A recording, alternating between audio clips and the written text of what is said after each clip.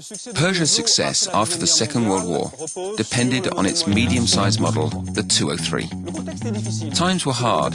It was the post-war period, a time of cutting back and shortages when steel, electricity and petrol were in short supply. The 203 then was a shortage model, but aimed all the same at a clientele able to afford a middle-class, medium-sized car pitched between a smaller people's model and a larger luxury automobile. It was a model that would be a big hit for Peugeot, insofar as hundreds of thousands of cars were made at Sochaux. This car was replaced in 1955 by another model, the 403. The first Peugeot vehicle to be designed by the car designer Pininfarina. It was an evolution of the 203, in the sense that the 403 was aimed in 1955 at baby boom families, at people working in professions benefiting from the increased wealth of those prosperous years. The 403 would enjoy even bigger success than the 203, making Peugeot the real specialist in France, but also in Europe, of the accessible, medium-sized model. In the swinging 60s, Peugeot brought out an even more opulent saloon than before, the 404. This was another medium-sized vehicle in the Peugeot tradition, with a reputation for sturdiness. The great characteristic of Peugeot cars was probably the fact that they were slightly oversized, giving the customer something really substantial. This may also be a reason why this family saloon won one of the world's toughest races, the East African Safari.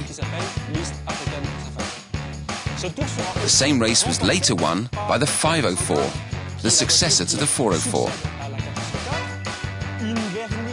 This was another opulent saloon, perfectly at home in these boom years, when the French and European economies were truly flourishing. These two cars, the 504 and the 404, enjoyed great success as exports, allowing Peugeot to begin a policy of internationalization, which saw the brand establish itself on the African continent and also in South America. Peugeot had become the specialist of the medium-sized car. From the 203 in 1947 to the 403 in 1955, the 404 in 1960, and the 504 in 1968,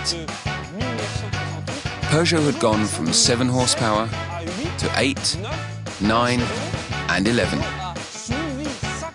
Peugeot kept pace with its customers as they started to enjoy better times and higher salaries.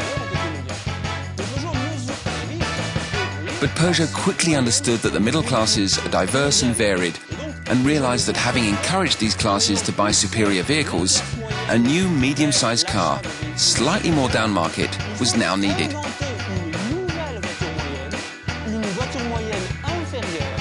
Thus it was that Peugeot was the first car manufacturer in Europe and in the world to understand that there was a need in between the superior medium-sized car and the smaller people's car. For this vehicle, the 204, which in 1965 brought about a veritable cultural revolution in the car world, and of course, a cultural revolution in Peugeot.